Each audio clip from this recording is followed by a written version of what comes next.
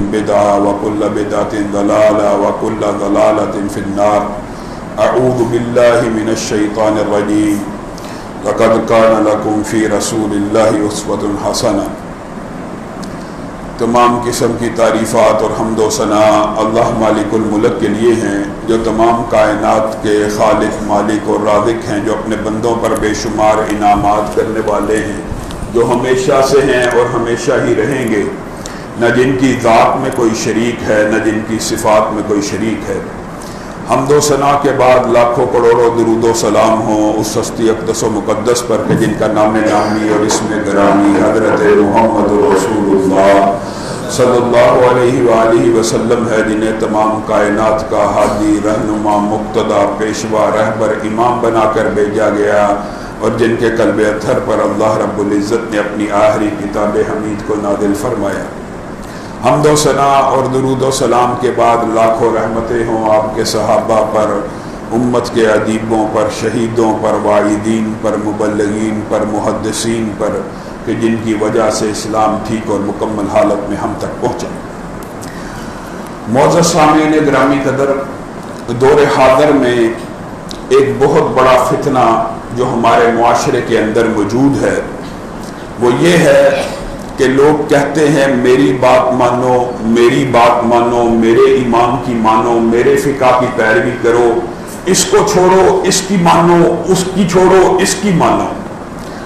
آج ہم نے یہ بات سمجھنی ہے کہ دو رائے موجود ہوں، اختلاف موجود ہو، اختلاف کرنے والا کتنا ہی بڑا آدمی کیوں نہ ہو، کتنا ہی بڑا عالم، مبلغ، محدث کیوں نہ ہو، اس کی ایک رائے ہو، ایک طرف ایک ادنا طالب علم کی رائے ہو، کس کو مانا جائے گا؟ اصل میں اگر انسان کو یہ بات سمجھ آ جائے تو معاشرے کے اندر سے ویسے فرقہ واریت ختم ہو جائے، اختلاف ویسے ہی ختم ہو جائے، اور یہ اختلاف صرف دو بنیادوں پہ ختم ہو سکتے ہیں جو قرآن اور سنت سے یعنی اللہ رب العزت نے خود بیان کیے ہیں۔ پہلی بات، انہ لقول فصل، جب بھی کوئی اختلاف ہو جائے، جب بھی کسی معاملے میں تنازع پڑ جائے، انہ لقول فصل، یہ قرآن پاک اس کے اندر فیصلہ کن اتھارٹی رکھتا ہے۔ ایک بندے کی رائے یہ ہے، ایک بندے کی رائے یہ ہے، کس کی رائے کو مانا جائے گا؟ جس کی رائے قرآن پاک کے مطابق ہوگی۔ اور دوسری بات جو آپ نے یاد رکھنی ہے وہ صحیح بخاری شریف کی حدیث ہے لمبی، اس کے آخر کا جو ٹکڑا ہے وہ یہ ہے کہ رسول اللہ صلی اللہ علیہ وسلم کی اطاعت اللہ رب العزت کی اطاعت ہے، اور آخر میں جو جملہ ہے وہ کیا ہے؟ محمد صلی اللہ علیہ وآلہ وسلم فرق بین الناس۔ دو بندوں میں اختلاف ہو گیا، اب فیصلہ کن اتھارٹی یا اللہ کی ہے یا محمد صلی اللہ علیہ وآلہ وسلم، فرق بین الناس، لوگوں کے درمیان فرق کرنے والی ذات، یہ تفرقے سے نہیں ہے یا تفریق سے نہیں ہے، یعنی فیصلہ کن اتھارٹی کس کی ہے؟ محمد صلی اللہ علیہ وسلم۔ قیامت کے دن امتیاز ہوں گے، وصف ہوں گے لوگوں کا کہ کون محمد صلی اللہ علیہ وسلم کے پیچھے چلا اور کون امتیوں کے پیچھے چلا۔ اگر اختلاف ہو جائے اور ہمارے معاشرے کے اندر اختلاف ہوتا ہے تو کیا کہا جاتا ہے؟ کہا یہ جاتا ہے یار اس کی رائے بھی مان لو، اس کی رائے بھی مان لو، اس کو اپنے مطابق عمل کرنے دو، اس کو اپنے مطابق عمل کرنے دو۔ یہ فلسفہ کہاں سے آیا؟ یہ فلسفہ نہیں چل سکتا اسلام میں۔ ایک کی رائے کو مانا جائے گا، ایک کی رائے کو چھوڑا جائے گا۔ کیوں؟ جس کی رائے نبی کریم صلی اللہ علیہ وسلم کے مطابق ہوگی اس کی رائے کو مان لیا جائے گا۔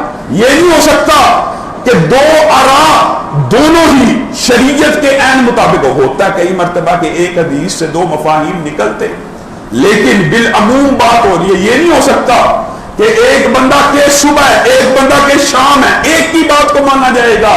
یہ جو معاشرے کے اندر فلسفہ مشہور ہے نا یار اس کی بھی مان لو، اس کی بھی مان لو، اس کو بھی عمل کرنے دو، یہ خلاف ہے قرآن و سنت ہے۔ کیوں؟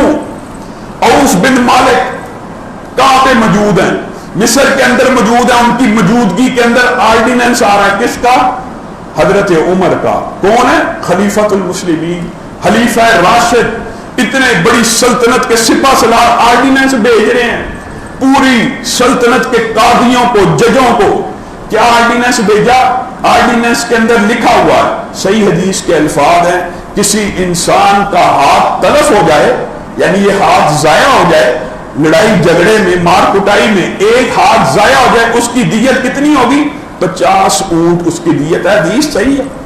حضرت عمر آرڈیننس بھیج رہے ہیں، چونکہ یہ حدیث ہے کہ ایک ہاتھ پہ کٹ جانے کی دیت 50 اونٹ ہے، میں عمر آرڈیننس جاری کرتا ہوں، اگر اس ہاتھ کے اندر سے کسی کا انگوٹھا ضائع ہو جائے، تلف ہو جائے، اس کی دیت کتنی ہوگی؟ 15 اونٹ، کیونکہ یہ طاقت میں، ذمہ داریوں میں، ادائیگی میں امور کے سب سے قوی طاقتور ہے، اس کی دیت 15 اونٹ۔ ساتھ والی جو انگلیاں یکے بعد دیگرے آتی ہیں، یہ قوت و طاقت اور ذمہ داریوں میں برابر ہیں، میں عمر یہ آرڈیننس جاری کرتا ہوں، ان دونوں میں سے کوئی ایک توڑے تو 10 اونٹ، دونوں توڑے تو 20 اونٹ، کتنے اونٹ بن گئے؟ 35، ان 3 انگلیوں کے ساتھ۔ اس کے بعد جو انگلی آتی ہے چھوٹی انگلی کے ساتھ، وہ اگر کوئی توڑ دے اس کی دیت 9 اونٹ، اور جو سب سے کم طاقت اور قوت میں ہے، ذمہ داریوں میں سب سے کم ہے، سب سے چھوٹی انگلی ہے، یہ اگر کوئی توڑ دے اس کی دیت 6 اونٹ۔ 50 ہی اونٹ بنائے اپنی فہم سے، اپنی رائے سے، کتنا عمدہ بظاہر نظر آنے والا فیصلہ ہے، بظاہر عمدہ نظر آ رہا ہے کہ نہیں؟ حضرت عمر نے سوچا طاقت میں سب سے اعلیٰ ہے، 15 ہونے چاہیے، ساتھ والوں کے 10 ہونے چاہیے، اس کے ساتھ کے 9، اس کے ساتھ کے 6 ہونے چاہیے۔ عوف بن مالک نے کہا ابھی اس آرڈیننس کو جاری نہ کرنا، مجھے عمر سے مل آنے دو۔ صحابہ کا طرز عمل نبی کریم صلی اللہ علیہ وسلم کے دین کے بارے میں یہ تھا، ابھی کان میں کوئی ایسی بات پڑی جس کے حوالے سے ان کے پاس کوئی حدیث موجود ہے، کہا رک جاؤ، مجھے عمر سے مل کے آنے دو۔ حضرت عمر کے پاس ادھر سے مصر سے گھوڑا دوڑاتے ہیں، ہزاروں کلومیٹر کا سفر طے کرتے کرتے حضرت عمر کے دربار میں پہنچتے، دروازہ کے دستک دی۔ عمر آپ نے آرڈیننس جاری کیا؟ جی میں نے آرڈیننس جاری کیا۔ آپ نے یہ جو تقسیم کی ہے انگلیوں کی، اونٹوں کی، اس کے حوالے سے آپ کے پاس کیا دلیل ہے؟ میرے پاس یہ دلیل ہے، انگوٹھا بڑا مضبوط ہے، اس کی 15، وہی دلیل جو آپ کے سامنے رکھ دی۔ یہ تو آپ کی رائے ہے، میں تو آپ سے دلیل پوچھ رہا ہوں، اور جو تو مجھ سے اتنی دور سے جھگڑا کرنے کے لیے آ گیا ہے، تیرے پاس اس کے خلاف کوئی دلیل موجود ہے؟ ہاں، عوف بن مالک نے کہا میرے پاس دلیل موجود ہے، یہی مدینہ تھا، میں نے نبی کریم صلی اللہ علیہ وسلم کو فرماتے سنا تھا، الا ان الاصابع فی الدیۃ سواء، اگرچہ طاقت اور قوت میں انگلیاں برابر نہیں ہیں، لیکن دیت کے اندر سب کو برابر مانا جائے گا۔ حضرت عمر نے نبی کریم صلی اللہ علیہ وسلم کی حدیث سنی تو اڑ گئے، ضد کی آج کے معاشرے کی طرح کہ نہیں اب میں نے فتویٰ دے دیا ہے، اب میں نے آرڈیننس جاری کر دیا ہے، اب میری رائے بھی مان لو، عوف بن مالک کی بات کو بھی مان لو جس نے نبی کریم سے سنی۔ یہی ہمارے معاشرے کا بگاڑ ہے۔ کیا کہا؟ کاتبوں کو بلایا جائے، کاتبوں کو بلایا گیا، کہا لکھو، کیا لکھا جائے؟ میرا آرڈیننس دوبارہ سارے کا سارا لکھو جو میں نے روانہ کیا تھا، سارے کا سارا لکھ دیا گیا۔ اب کیا لکھا جائے؟ اس کے نیچے عوف بن مالک کی سند کے ساتھ اس حدیث کو لکھا جائے۔ اس حدیث کو لکھ دیا گیا۔ اب کیا کیا جائے؟ اب نیچے عمر کا فیصلہ لکھا جائے کہ جو عمر نے اوپر آرڈیننس جاری کیا یہ عمر کی ذاتی رائے تھی، نیچے جو صحیح سند کے ساتھ عوف بن مالک کی سند کے ساتھ ہمارے تک حدیث پہنچی ہے، یہ نبی کریم صلی اللہ علیہ وسلم کا فتویٰ ہے۔ اب عمر کا فیصلہ یہ ہے عمر کے فتوے کو رد کر دیا جائے اور مدینے والے کی حدیث کو نافذ کر دیا جائے۔ یہ صحابہ کا طرز عمل ہے۔ دین کے اندر ہم نے کس کس قسم کے بگاڑ پیدا کیے ہیں؟ آپ صرف ایک حدیث مشہور ہے، آپ سب نے سنی ہے، حدیث جبریل، آپ صرف اس حدیث کے اوپر غور کیجیے۔ جبریل امین آئے، نبی کریم صلی اللہ علیہ وسلم کے سامنے بیٹھے، چلے گئے، کچھ سوال جواب کیے، نبی کریم جواب دے رہے اور وہ چلے گئے۔ نبی کریم صلی اللہ علیہ وسلم نے جو الفاظ کہے ہیں وہ آپ کے اور میرے لیے مشعل راہ ہیں قیامت تک کے لیے۔ کیا کہا؟ جبریل آئے تھے، صحابہ کو کیا پتا کہ کون انسانی شکل میں آیا ہے؟ کہا جبریل آئے تھے تمہیں تمہارا دین سکھا کر گئے ہیں. اور رکو سوچو حدیث تم سے کیا رہی ہے. جبریل آئے ہونا اصول اور قانونی طور پہ یہ چاہیے تھا کہ نبی کریم کہتے ہیں آسمان سے اللہ کا فرشتہ جبریل آیا ہے, یہ منبر پہ کھڑا ہوگا, تم سے خطاب کرے گا, تمہیں چند باتیں بتائے گا, وہ بتا کر چلا جاتا. نبی کریم کہتے جبریل آئے تھے تمہیں تمہارا دین سکھا کر چلے گئے. نہیں, حدیث کے ٹکڑے کے اوپر غور کیجئے, حدیث کے متن پہ غور کیجئے, اس کی تفہیم کے اوپر غور کیجئے. جبریل آئے, سوال کس سے کیا؟ نبی کریم صلی اللہ علیہ وسلم. جواب کس نے دیا؟ نبی کریم صلی اللہ علیہ وسلم نے.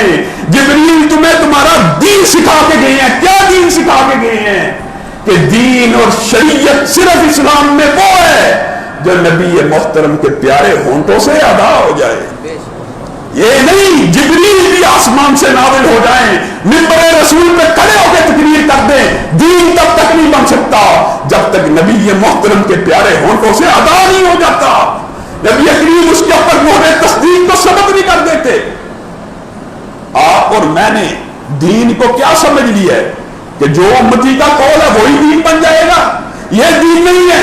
صحابہ کے مابین اختلاف ہوا کرتے تھے, لیکن کیا صحابہ حدیث آ جانے کے بعد, مسئلے کا پتہ لگ جانے کے بعد اپنی ضد پہ اڑ جاتے تھے؟ عمر بن العاص ہے, کتنے بڑے صحابی. پتہ ہے عمر بن العاص کون ہے؟ ابھی تازہ اسلام قبول کیا ہے, فہم و فراست بے شمار ہے.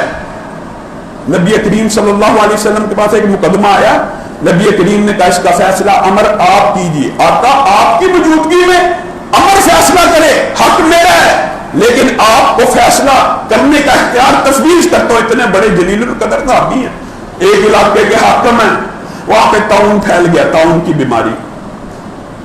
لوگوں نے آ کے پوچھا عمر بن العاص طاعون پھیل چکا کیا کریں؟ کہا اللہ کا عذاب آ گیا, نکلو یہاں سے, وادیوں کا رخ کرو, نہروں کا, دریاؤں کا, پہاڑوں کا, نکل جاؤ. اب یہ سامان کو باندھ رہے ہیں, سامان باندھ کر گھوڑوں پہ لاد کر, اونٹوں پہ لاد کر شہر سے نکل رہے ہیں. سامنے سے معاذ بن جبل آ رہے ہیں, یہ بھی بڑے عظیم صحابی ہیں, ان کی قدر و منزلت آپ نے سنی ہوئی. کہا کدھر جاتے ہو؟ کہا عمر بن العاص نے حکم دیا ہے, اللہ کا عذاب آیا طاعون, یہاں سے فرار ہو جاؤ, بھاگ جاؤ, نہروں کا رخ کرو. کہا رک جاؤ. عمر بن العاص نے کوئی دلیل دی ہے؟ کہا نہیں دلیل کوئی نہیں دی, بس انہوں نے حکم دیا. کہا ٹھہرو, مجھے عمر بن العاص سے مل لینے دو. عمر آپ نے یہ جو فیصلہ جاری کیا ہے کہ لوگ دریاؤں کے پاس, نہروں کے پاس, پہاڑوں کے پاس, وادیوں کے پاس چلے جائیں, اس بارے میں آپ کے پاس کیا دلیل ہے؟ کہا دلیل تو کوئی نہیں, میں نے تو اللہ کا عذاب سمجھ کے لوگوں کو اس سے مبتلا ہونے سے بچایا ہے. کہا یہ تو آپ کی رائے ہے, آپ کے پاس یہ کوئی دلیل تو نہ بنی. آپ جو میرے سے جھگڑا کر رہے ہیں معاذ, آپ کے پاس کیا دلیل ہے؟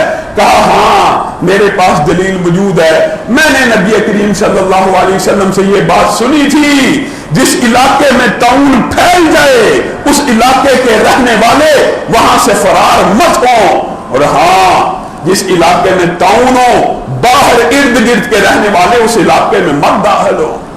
یہ حدیث آ گئی. عمر بن العاص ضد پہ اڑ گئے, نہیں میں نے لوگوں کو کہہ دیا تھا فرار ہو جاؤ.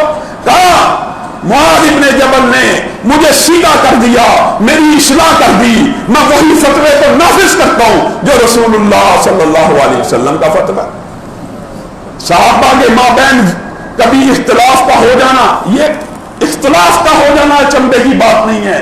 اچنبے کی بات یہ ہے کہ اختلاف کے بعد ضد پہ اڑ جانا. حدیث آ گئی, جی حدیث آپ کی صحیح ہے, حدیث آپ صحیح پیش کر رہے ہیں, لیکن امام صاحب بڑے فقیہ ہیں, انہوں نے آخر کوئی نہ کوئی وجہ تو ہوگی جس کی وجہ سے یہ عمل اختیار کیا ہوگا. یہ فساد کی جگہ ہے, یہ فتنے کی جگہ ہے. ابو سلمہ بڑے صحابی ہیں کہ عبداللہ ابن عباس, بتائیے عبداللہ ابن عباس بڑے صحابی, سب کو پتہ ہے. عبداللہ ابن عباس نے فتویٰ دیا کہ اگر کوئی عورت حاملہ ہو, حمل سے ہو, پیٹ میں بچہ موجود ہو, اس کا حامل مر جائے تو وہ عدت وہ کرے گی جو عدت لمبی ہوگی. کیا مطلب؟ یعنی حامل مر جائے, بالعموم عورت حاملہ نہ ہو, عدت کتنی ہوتی ہے؟ 4 ماہ 10 دن. اب عورت حامل ہے، اس کا بچہ 6 ماہ بعد پیدا ہونا ہے، 3 ماہ کے حمل سے ہے. عبداللہ ابن عباس نے فتویٰ کیا کہ عدت 6 ماہ ہوگی، حمل وضع حمل، اور اگر 2 ماہ بعد بچہ پیدا ہوگا تو عدت کیا ہوگی؟ 4 ماہ 10 دن. یعنی جو عدت لمبی ہے عورت وہ پوری کرے گی. ابو سلمہ کو پتا چلا، ابو سلمہ کا مقام و مرتبہ کم نہیں ہے، لیکن عبداللہ ابن عباس کے مقابلے میں قد و قامت کم ہے. ابو سلمہ نے کہا عبداللہ ابن عباس نے غلط فتویٰ دیا ہے. غلط فتویٰ؟ فقیہ قرآن نے ان کا فتویٰ کیسے غلط ہے؟ کہا ہاں جاؤ تلاش کرو، میرے پاس دلیل موجود ہے. صحابہ نے تلاش کیا، سبیہ بنت حارث کے پاس پہنچے، سبیہ بنت حارث سے پوچھا آپ کا کیا معاملہ ہے؟ ابو سلمہ آپ کی طرف رہنمائی کرتے ہیں. کہا ہاں میں حبل سے تھی، میرے خامن حضرت صاحب یہ بدری ہیں جو بدر میں شہید ہوئے، میں ان کی وجہ سے حاملہ تھی، وہ میرے خامن تھے، بدر میں شہید ہو گئے. 20 دن صرف گزرے تھے، صرف 20 دن بعد میرے گھر بچہ پیدا ہو گیا. میں نے نبی کریم صلی اللہ علیہ وسلم سے پوچھا تھا 4 ماہ 10 دن عدت پوری کرنی ہے یا حمل وضع ہو گیا عدت پوری ہو گئی؟ تو نبی کریم صلی اللہ علیہ وسلم نے کہا تھا سبیہ تیری عدت پوری ہو چکی ہے. ابو سلمہ نے یہ فتویٰ دیا، صحابہ 2 گروہوں میں بٹ گئے، آدھے ابو سلمہ کے پیچھے چل پڑے، آدھے عبداللہ ابن عباس کے پیچھے چل پڑے. آج کا معاشرہ ہوتا لڑائی جھگڑا ہی نہ پڑتا، تحقیق ہی نہ ہوتی، فتویٰ ڈھونڈا ہی نہ جاتا، اور یار آدھے عبداللہ ابن عباس کی مان لو، آدھے ابو سلمہ کی مان لو، لڑائی جھگڑا ختم کرو، معاشرے میں امن ہونا چاہیے، معاشرے میں فتنہ نہیں ہونا. فتنہ یہ ہے کہ غلط بات کے اوپر ڈٹ جایا جائے. عبداللہ ابن عباس نے کہا اللہ کی قسم جو میرے فتوے کو جانتا ہے، جس نے پہلے لیا وہ بھی سن لے، اور میری موت تک میرا فتویٰ یہ ہے کہ عبداللہ ابن عباس اپنے فتوے کو رد کرتا ہے اور محمد صلی اللہ علیہ وسلم کے فتوے کو جاری کرتا ہے. یہ صحابہ کا طرز عمل ہے. آپ اور میں ہم عجیب و غریب فتنوں کا شکار ہیں. ہمارے معاشرے میں بات آئی ہے تو کہہ دیتا ہے بہت بڑا فتنہ یہ بھی ہے. مولوی صاحب، علامہ صاحب حدیث کو کیسے مانے؟ کچھ حدیثیں ضعیف ہوتی ہیں، کچھ حدیثیں صحیح ہوتی ہیں، ہمیں تو مولویوں نے بھنسا دی ہے. کچھ کبھی کہتے ہیں صحیح ہے، حدیث کے بارے میں اشکال پیش کیا جاتا ہے. اور میرے بھائیو افتؤمنون ببعض الکتاب وتکفرون ببعض، رسول اللہ صلی اللہ علیہ وسلم کی ایک بات کو مانا ایک بات کو چھوڑ دیا، یہ کس قدر عقل اور منطق کے خلاف بھی بات ہے کہ آپ کو رسول اللہ صلی اللہ، آپ نے اللہ کو دیکھا ہے، ہم نے نہیں دیکھا، آپ نے بھی نہیں دیکھا. نبی کریم نے کہا آسمان سے ایک فرشتہ جبریل آیا ہے، ہم ایمان لے کے آئے، اس نے میرے اوپر کلام اللہ کی تلاوت کی، اس نے اللہ کا کلام مجھے سنایا. بات کو سمجھیے، غور کیجیے. نبی کریم صلی اللہ علیہ وسلم کی یہ بات مان لی کہ اللہ کا کلام اترا. نبی کریم صلی اللہ علیہ وسلم نے کہا وحی کے الفاظ یہ تھے، یہ حدیث تو مان لی، لیکن نبی کریم صلی اللہ علیہ وسلم جو شارع ہیں جن کے بارے میں اللہ کہہ رہا ہے وَأَنزَلْنَا إِلَيْكَ الذِّكْرَ لِتُبَيِّنَ لِلنَّاسِ مَا نُزِّلَ إِلَيْهِمْ، آپ کے اوپر میں نے قرآن اس لیے نازل کیا آپ لوگوں کو کھول کھول کر بیان کریں. جب نبی محترم قرآن کو بیان کریں وہ نہیں ماننا، قرآن کی آیت پڑھیں وہ مان لینا. آپ بتلائیے اقرا پہلی وحی ہے کہ نہیں؟ پہلی وحی کون سی ہے؟ اقرا. نبی کریم نے کہا ہم ایمان لے کے آئے. اقرا ہونی کہاں چاہیے تھی؟ قرآن پاک کی ابتدا کہاں سے ہو رہی ہے؟ سورۃ فاتحہ سے ہو رہی ہے. قرآن پاک کی ابتدا تو اقرا سے ہونی چاہیے، سورۃ فاتحہ کیسے پہلے آ گئی؟ نبی محترم نے کہا اقرا آیت تو اتری تھی لیکن رکھی آخر میں جائے گی، فاتحہ آئی تو بعد میں، رکھی پہلے جائے گی. بقرہ کو رکھا جائے گا، آل عمران کو رکھا جائے گا، نساء کو. نبی کریم صلی اللہ علیہ وسلم کی یہ احادیث قابل قبول ہیں، لیکن نبی کریم صلی اللہ علیہ وسلم جو اس قرآن پاک کا بیان کرے وہ قابل قبول نہیں. یہ عجیب فلسفہ، یہ عجیب چمبے کی بات ہے کہ قرآن پاک کے اندر ایک آپ کو جج کی مثال دیتا ہوں. قرآن پاک کے اندر 700 سے زائد مقامات کے اوپر 700 سے زائد مقامات کے اوپر اللہ رب العزت نے بلا واسطہ بھی اور بلا واسطہ بھی کیا حکم دیا ہے؟ جو رسول اللہ کے اس کو مان لو، جس سے روکیں رک جاؤ، رسول کی اطاعت، اللہ کی اطاعت، جو کوئی چاہتا ہے اللہ اس سے محبت کرے، رسول کی اطاعت کرے، اللہ اس سے محبت کرے گا۔ رسول اللہ صلی اللہ علیہ وسلم کی زندگی تمہارے لیے بہترین نمونہ۔ بات اس آیت کے اوپر صرف غور کرنا، رسول لقد کان لکم فی رسول اللہ اسوۃ حسنہ، تمہارے لیے رسول اللہ کی زندگی بہترین نمونہ ہے۔ اس کی نشست، اس کی درخواست، اس کی صبح، اس کی شام، اس کی اٹھک، اس کی بیٹھک، اس کی تجارت، اس کے معاملات، اس کی معاشرت، یہ نمونہ تمہارے لیے۔ آپ بتلائیے، اللہ قرآن پاک میں بالواسطہ اور بلا واسطہ 700 مقامات پہ نبی کریم صلی اللہ علیہ وسلم کی پیروی اور ان کی زندگی کو نمونہ بتلا کے آپ کے لیے ان کو مشعل راہ بتلا رہا ہے۔ اور آج کا منکر حدیث اٹھ کے کہتا ہے زندگی رسول اللہ کی ہی نمونہ ہے، لیکن وہ نمونہ محفوظ نہیں۔ یہ جہالت کی انتہا ہے۔ آپ کسی دردی کو اپنا ناپ دے کے آئیں اور اس کو کہہ کے آئیں میں تجھے گھر سے سیمپل بھیجتا ہوں، اور سیمپل دیے بغیر اس کو کال کریں میرا سوٹ سل گیا، وہ کہے گا جناب سیمپل بھیجیں گے تو سلے گا، پھر کال کریں، پھر کال کریں، آپ اس کو 700 دفعہ فون کریں سوٹ سی دو، وہ کہے گا نعوذ باللہ کوئی پاگل آدمی ہے، کوئی بے وقوف آدمی ہے، سیمپل اور نمونہ بھیجتا نہیں اور کہتا اس کے مطابق سی دو۔ تم نے معاذ اللہ رب العزت کے قرآن کو مذاق سمجھے کہ 700 مرتبہ جس نبی کی پیروی کا حکم ہے، جس کی زندگی نمونہ، وہ نمونہ محفوظ نہیں۔ یہ تمہاری جہالت ہے، یہ تمہارا جو ہتھ کنڈا ہے، یہ کل قیامت کے دن چلنے والا نہیں ہے۔ اللہ کی قسم یہ شریعت روشن ہے، اس کی راتیں صبح کی طرح ہیں۔ یہ نہیں ہو سکتا کہ رسول اللہ صلی اللہ علیہ وسلم کی زندگی کا کوئی امر، کوئی حکم پوشیدہ ہو جائے، حتیٰ کہ جن کے اوپر منکرین حدیث اعتراض کرتے ہیں ان حدیثوں کے اوپر غور کرو۔ رسول اللہ صلی اللہ علیہ وسلم نے تو طہارت کا طریقہ بھی بتلا دیا ہے، اس کے اوپر منکرین حدیث اعتراض کرتے ہیں، اور رسول اللہ صلی اللہ علیہ وسلم نے جماع کے بعد بیوی کے پاس جانے کے بعد نہانے کا طریقہ بھی بتلا دیا، پیچھے کیا رہ گیا؟ رسول اللہ صلی اللہ علیہ وسلم کی پوری زندگی محفوظ ہے، پوری کی پوری زندگی سیف ہے۔ ہمارے معاشرے کے اندر اللہ معاف کرے نیت نیک ہے جی، نیک نیتی سے کام ہے، چھوڑیں علامہ صاحب، نیک نیتی ہے۔ ابو بردہ سے زیادہ نیت کس کی نیک ہو سکتی ہے؟ صحابی رسول ہے، صحابی رسول ہے، کوئی امام یا فقیہ ہے، امت کا مولوی نہیں ہے، خوشی آ رہا ہے۔ رسول اللہ صلی اللہ علیہ وسلم، آج میں نے اپنے محلے کے غریبوں کے لیے بکری کو ذبح کیا، ابھی عید کی نماز نہیں تھی ہوئی، میری خواہش یہ تھی کہ سارے غریب صرف ابو بردہ کی بکری کھائیں، ان کے پیٹ میں گوشت چلا جائے۔ اس سے عمدہ نیت ہو سکتی ہے؟ بھوکوں کا پیٹ بھر جائے۔ ابو بردہ یہ نیت کر رہے ہیں، نبی کریم صلی اللہ علیہ وسلم کا چہرہ متغیر ہو رہا ہے۔ آپ بتلائیے عید کی نماز ادا کرنے میں اور اس سے پہلے بکری ذبح کرنے میں کتنے منٹ کا فاصلہ ہے؟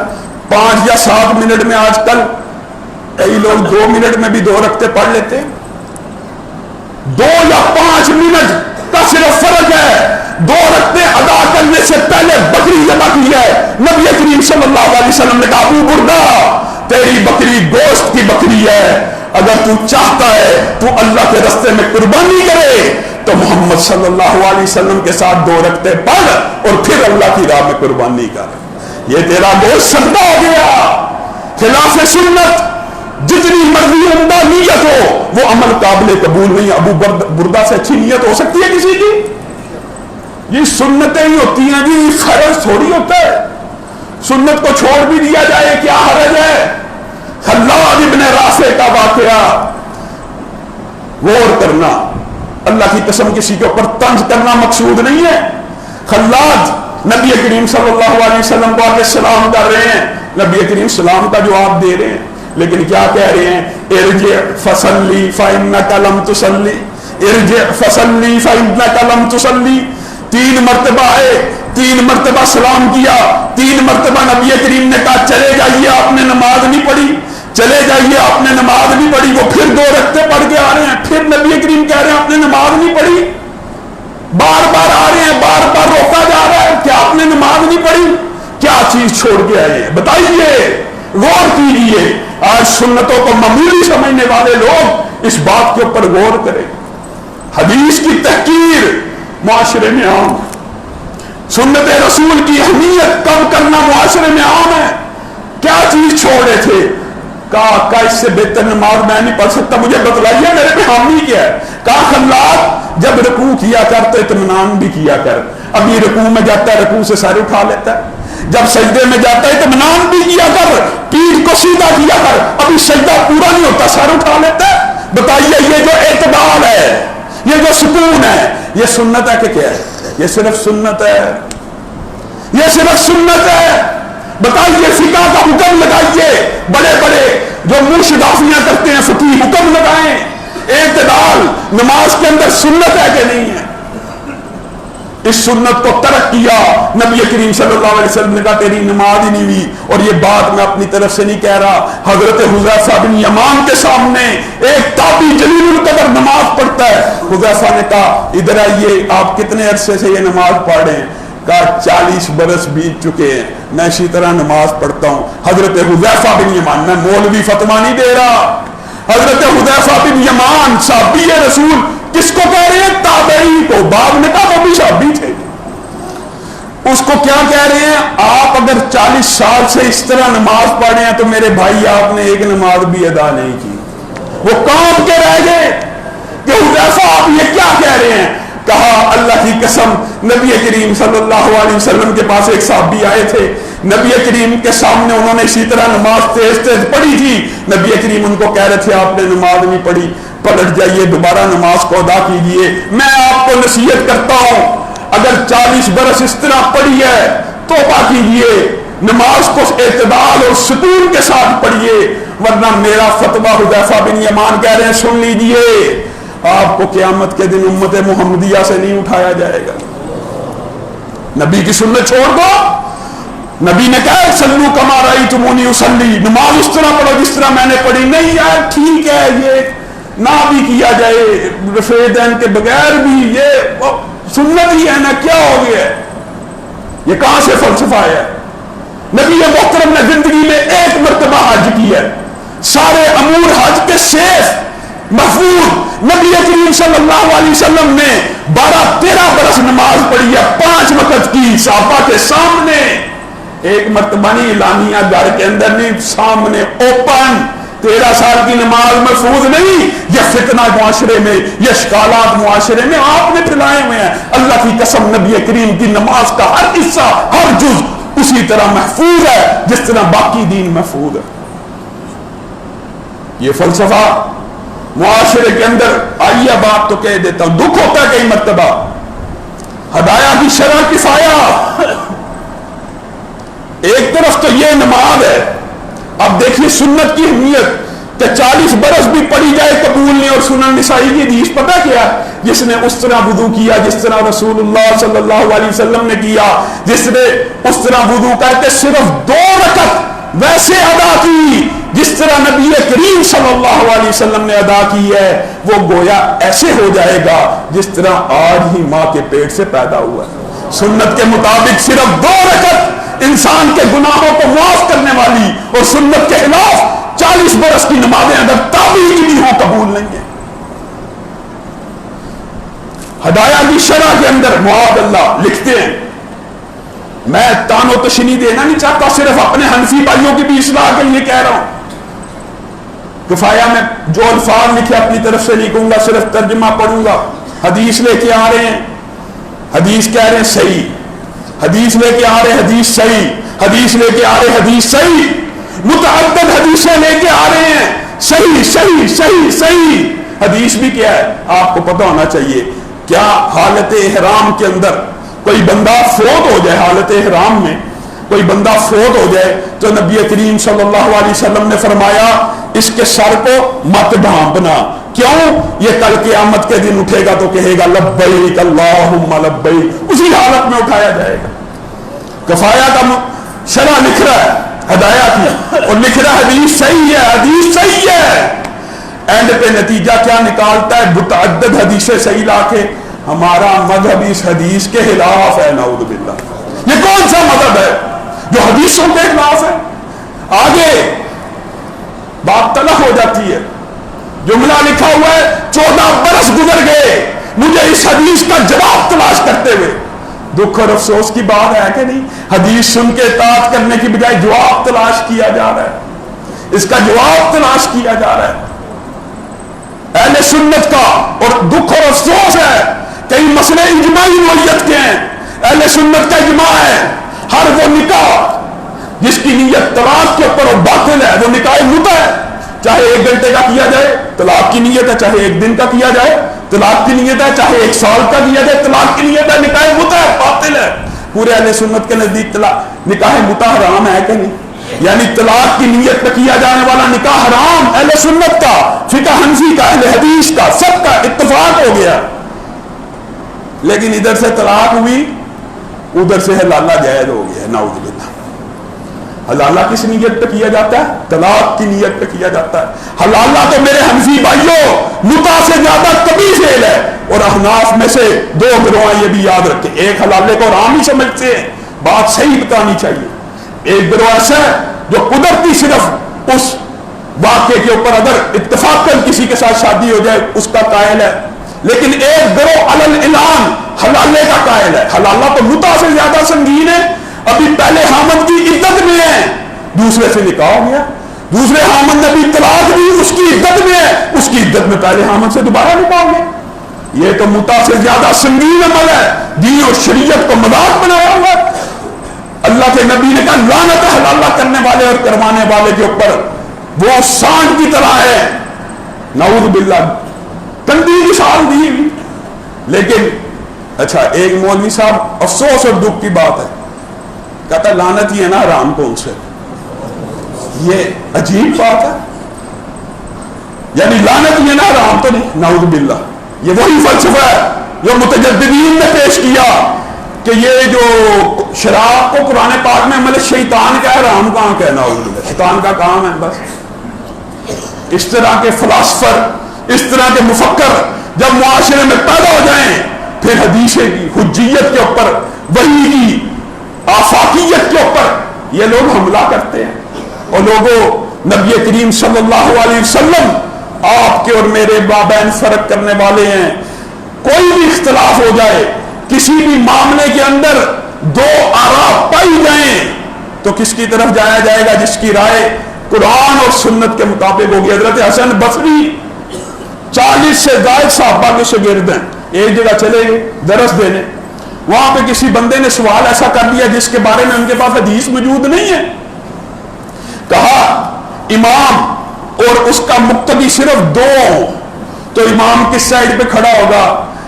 انہوں نے اپنے ذہن میں یہ سوچا کہ نبی کریم صلی اللہ علیہ وسلم ہر چیز کو دائیں ہاتھ سے کرنا پسند کرتے تھے تو امام دائیں ہاتھ میں کھڑا ہوگا. درس دے رہے ہیں، درس کے اندر یہ مسئلہ بیان کر دیا. اندر سے ایک عورت نے کہا میں عبداللہ ابن عباس کی شاگرد ہوں، مجھے عبداللہ ابن عباس نے بتایا تھا کہ نبی کریم صلی اللہ علیہ وسلم کے ساتھ میں نے رات کو نماز پڑھی تھی.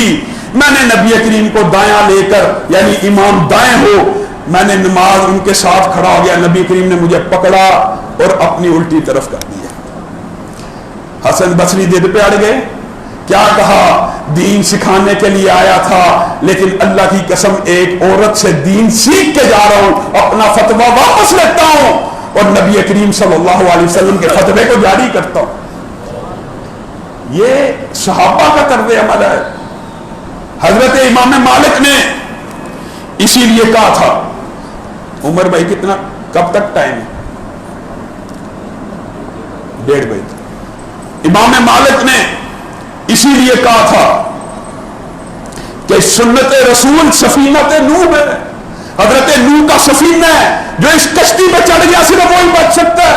حضرت امام مالک کے سامنے ایک بندہ مسجد النبوی سے احرام پہن رہا ہے اور وہاں سے احرام پہن کے نیت کر رہا ہے. احرام تو بندہ کہیں سے بھی پہن سکتا ہے لیکن میقات کی جو نیت ہے لبیک کہہ کے جو پکارنا ہے وہ مسجد النبوی سے پکار رہا ہے. حضرت امام مالک نے روک لیا. یہ کیا کر رہا ہے؟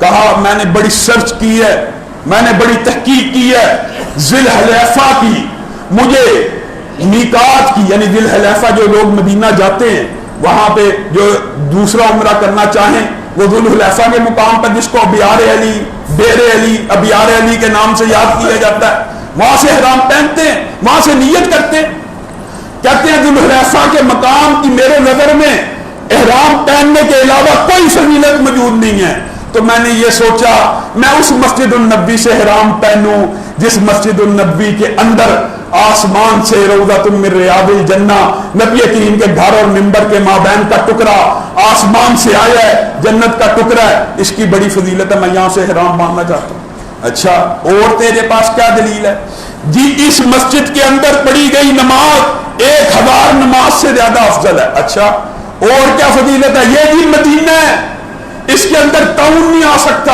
حدیثیں یہ صحیح ہیں اور نبی کریم صلی اللہ علیہ وسلم نے مدینہ کے بارے میں کہا جس کی استطاعت ہو مدینہ میں فوت ہو بقیع میں دفن ہو میں محمد صلی اللہ علیہ وسلم اس کی سفارش کروں گا یہ مدینہ کے فضائل ہیں اور یہ بھی حدیث موجود ہے کہ اسلام اسی طرح جس طرح مدینہ سے شروع ہوا اسی طرح سپر کے مدینہ میں آ جائے گا یہ تمام حدیثیں صحیح ہیں وہ اپنے دلائل دے ہی جا رہا کہہ رہا ہے اس مدینہ کے اندر دجال داخل نہیں ہوگا امام مالک نے کہا ڈر جا اللہ کی قسم ان تمام فضائل کے باوجود اگر تم مسجد النبوی سے احرام کی نیت کرے گا قلبی کو پکارے گا تو فتنے میں مبتلا ہو جائے گا تیرا عمرہ قبول نہیں ہوگا اور دلیل بھی پیش کی فَلْيَحْذَرِ الَّذِينَ يُخَالِفُونَ عَنْ أَمْرِهِ دلیل کے بغیر بات نہیں کی ڈر جائیں وہ لوگ جو رسول اللہ صلی اللہ علیہ وسلم کی مخالفت کرتے ہیں ان کو فتنہ آ جائے گا اور یہ صحابہ کا طرز عمل صحابیوں کے ساتھ اور تابعین کے ساتھ حضرت ابو بکر کے سامنے حالت احرام میں خانہ کعبہ کے قریب ایک صحابی اور بعد میں کہا تابعی کیا کہہ رہا ہے لبیک یا ذا المعارج لبیک یا ذا المعارج آپ کو پتہ ہے ذی المعارج اللہ کی صفت ہے اور اللہ کی صفت مخلوق کوئی نہیں ہوتی اللہ کی صفات کے ذریعے اللہ سے مانگا جا سکتا ہے حضرت ابو بکر دکھائی دے رہا ہو نبی کریم صلی اللہ علیہ وسلم کی تلبیہ پتہ تمہیں پتہ ہے کیا تھی کہا لبیک اللہم لبیک کہا یہ ابو بکر کا کوڑا ہے اللہ کی قسم اگر تو نے دوبارہ لبیک یا ذا المعارج کہا یہ کوڑا تیری پشت پہ لگے گا تو نے کہنا لبیک اللہم لبیک دونوں میں بتائیے کتنا کو فرق ہے وہ بھی اللہ کو پکار رہا ہے لیکن حضرت ابو بکر کہہ رہے ہیں تو نے لفظ بھی وہ ادا کرنے ہیں جو رسول اللہ صلی اللہ علیہ وسلم نے ادا کیے حضرت عمر کے ساتھ یالا بن امیہ طواف کر رہے ہیں صحابی ہیں رکن یمانی کے پاس پہنچے فرط محبت و جذبات سے اس کو گلے لگا دیا اس کو چومنا شروع کر دیا کون ہے فقیہ ہے امت کا کوئی بندہ ہے امت کا کوئی امام ہے نہیں صحابی رسول ہے ساری امت کے فقیہ جمع ہو جائیں صحابی کے پاؤں پہ لگنے والی خاص کا مقابلہ نہیں کر سکتے ساری امت کے اولیاء جمع ہو جائیں صحابہ کے قدموں کا مقابلہ نہیں کر سکتے یہ یالا بن امیہ رکن یمانی کو گلے لگا رہے کس سے نیت تو نیک ہے نا نیت تو بڑی عمدہ ہے حضرت عمر نے درہ لگایا قُلْ أَمَا تُسْتَبَعَ الرَّسُولِ تو نے رسول اللہ صلی اللہ علیہ وسلم کے ساتھ طواف نہیں تھا کیا تھا کیا رسول اللہ صلی اللہ علیہ وسلم نے اس کو گلے لگایا تھا کیا اس کو چوما تھا کیا اس کو اس طرح گلے لگایا تھا کیا رسول اللہ فرتے جذبات میں آئے تھے نہیں میرے دل میں یہ خواہش آئی میں اچانک بے سود سا ہو گیا میں مغلوب ہو گیا جذبات کے اندر میں نے اس کو گلے لگایا حضرت عمر نے کہا یہ جذبات شیطان کی طرف سے ہیں آج کے بعد تو نے حجر اسود کے علاوہ کسی ایک کو بھی چوما میں عمر تجھے کوڑے لگواؤں گا لوگوں یہ دین ہے یہ شریعت ہے اللہ رب العزت جو کہا گیا جو سنا گیا اس کو سمجھنے کی توفیق عنایت فرما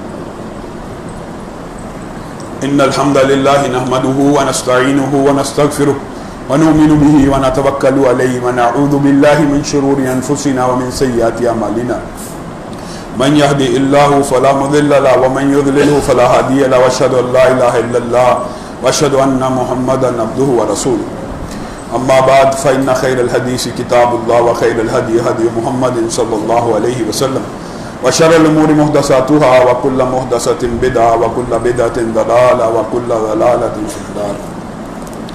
معزز سامعین گرامی قدر، ایک بات یاد رکھیے کہ نبی کریم صلی اللہ علیہ وسلم دین پورا پہنچا کے گئے، اور اس بات کی دلیل قرآن میں بھی موجود ہے، احادیث میں بھی موجود ہے. قرآن پاک میں الیوم اکملت لکم، آج کے دن تمہارا دین مکمل ہو گیا. اور نبی کریم صلی اللہ علیہ وسلم صحابہ کو گواہ بنا کے کیا پوچھ رہے ہیں؟ کیا میں نے تمہارے تک دین پہنچا دیا؟ صحابہ گواہی دے رہے ہیں پہنچا دیا. اب معاذ اللہ کوئی بندہ اٹھے اور سوچے کہ میں نے نبی کریم صلی اللہ علیہ وسلم تو یہ عمل بتا کے نہیں تھے گئے، لیکن میں نے نیکی کا ایک ایسا عمل ایجاد کیا ہے جو نبی کریم صلی اللہ علیہ وسلم سے اوجھل ہو گیا تھا، نبی کریم بتانا بھول گئے تھے، یا نیکی کا کوئی کام تھا وہ نبی کریم نے تو نہیں بتایا، لیکن میری نیت نیک ہے، یہ نیکی کا کام کر لو، اس میں حرج کیا؟ اللہ کی قسم وہ کام نیکی کا نہیں ہے، وہ کام شیطان کا ہے. آج آپ دیکھیے آج معاشرے کے اندر کیسا کیسا فلسفہ پھیلایا ہوا ہے. ابھی 15 شعبان آنے والی ہے، ضعیف روایات کو پیش کیا جا رہا ہے، متعدد روایات ضعیف ہیں، بہت اعلیٰ پائے کی بھی کوئی روایت ہے اس کے اوپر بھی محدثین کا آپس میں اختلاف موجود ہے. آپ صرف ایک بات بتلائیے، کیا آپ کا مولوی نبی کریم صلی اللہ علیہ وسلم سے زیادہ آپ سے مخلص ہے؟ اللہ کہہ رہا ہے حریص علیکم بالمؤمنین رؤوف الرحیم. نبی کریم صلی اللہ علیہ وسلم چاہتے ہیں، اللہ کی قسم چاہتے ہیں، اللہ کی قسم چاہتے ہیں کہ میری پوری امت جنت میں چلی جائے. نہیں چاہتے؟ وہ چاہتے ہیں پوری امت جنت میں چلی جائے، لیکن آج کا مولوی کہتا ہے چاہتے تو ہیں جنت میں چلی جائے، لیکن چپکے چپکے رات کو خفیہ طریقے سے اٹھے تھے، حضرت عائشہ کو بھی نہیں اٹھنے دیا، چپکے چپکے نکلے، جنت البقیع پہنچے، ساری رات عبادت کی، چپکے چپکے آتے سو گئے. نعوذ باللہ. امت کو خبر نہیں ہونے دی نیکی کے عمل کی، اکیلے اس رات کے سارے فیوز اور برکات کو سمیٹ لیا اور امت کو بتلایا تک نہیں. کیا نبی کا کام یہ ہوتا ہے؟ وَلَوْ تَقَوَّلَ عَلَيْنَا بَعْضَ الْأَقَاوِيلِ لَأَخَذْنَا مِنْهُ بِالْيَمِينِ. اللہ کہہ رہا ہے پیارے نبی صلی اللہ علیہ وسلم، آپ ایک بات بھی ایسی اپنی طرف سے گھڑ کے لوگوں کو بتلا دیں جو اللہ نے نہ کہی ہو، ہم آپ کی شہرگ حیات کو، آپ کی گردن کو آپ کے تن سے جدا کر دیں گے. اللہ کہہ رہا ہے. اور رسول اللہ صلی اللہ علیہ وسلم ان آیات کے خوف کی وجہ سے صحابہ کو گواہ بنایا کرتے تھے، میں نے دین پورا پہنچا دیا کہ نہیں پہنچایا. آج کا مولوی کہتا ہے نہیں رات کو اٹھے تھے. اور لوگوں یہ کہاں سے فلسفہ آیا؟ ہر بات میں رسول اللہ صلی اللہ علیہ وسلم کی مخالفت، ہر بات میں. نبی کریم صلی اللہ علیہ وسلم نے کہا صلوا رکعتین قبل المغرب، 2 رکعتیں پڑھو مغرب سے پہلے. صحابہ کہتے ہیں ہم مسجدوں میں جاتے تھے، اللہ کی قسم اتنی زیادہ لوگ 2 رکعتیں پڑھے ہوتے تھے ہمیں لگتا تھا کہ مغرب کی نماز ہو گئی ہے. اور آج کا مولوی کیا کہتا ہے حدیث صحیح ہے، لیکن ہمارے مذہب میں مغرب سے پہلے 2 رکعتیں نہیں. یہ کون سا مذہب ہے؟ یہ کون سا دین ہے؟ ہر بات میں. اچھا کئی ایسی مخالفتیں ہیں جو کسی امام کا قول بھی نہیں ہے. بتائیے نماز کے اندر پاؤں کے ساتھ پاؤں ملانے کی کوشش کریں. اب یہ آپ دیکھ لینا، کسی بندے کے پاؤں کے ساتھ پاؤں ملاؤ، وہ ایسے پاؤں پیچھے کرتا ہے جیسے الیکٹرک کا کرنٹ لگ گیا، شاک لگ گیا، الرجی ہو گئی ہے. رسول اللہ صلی اللہ علیہ وسلم نے کہا صفوں کو ملاؤ ورنہ تمہارے دلوں میں فاصلہ پیدا ہو جائے گا. صفوں کو ملانے سے دل قریب ہو جائیں گے، صفوں کو درمیان فاصلہ رکھنے سے شیاطین جانوروں کی شکل میں کھڑا ہو کے وحش ہوتا ہے. ہم نے مسلمانوں کی صفوں کو توڑ دیا. بتائیے کس امام نے کہا کہ صفوں کو توڑ کے کھڑا ہونا؟ یہ کہاں سے مخالفت نکل آئی؟ یعنی معاشرے کے اندر ویسے ہی رسول اللہ صلی اللہ علیہ وسلم کی احادیث کی مخالفتیں موجود ہیں. خوشبو نہ لگانا، خوشبو سنت ہے، خوشبو نہ لگا کے باہر نکلنا جن چمٹ جائیں گے. یہ کہاں سے بات آئی؟ یہ بر صغیر میں آئی یہ بات، جو بات نبی کریم صلی اللہ علیہ وسلم سے ثابت ہے اس کے خلاف کالم لکھے جاتے ہیں. کلونجی زیادہ نہ کھانا بلڈ پریشر بڑھ جائے گا. نبی کریم نے کہا شفا، شہد میں شفا زیادہ نہ کھانا، شوگر ہائی ہو جائے گی. زیتون نہ پینا، گوٹے بیٹھ جائیں گے. یہ ساری کی ساری باتیں رسول اللہ صلی اللہ علیہ وسلم کی حدیث کی تحقیق کے نتیجے میں معاشرے میں موجود آئی ہیں. اللہ رب العزت جو کہا گیا، جو سنا گیا، اس کو سمجھنے کی توفیق عنایت فرمائے. سبحان ربک رب العزت عما یصفون وسلام علی المرسلین والحمد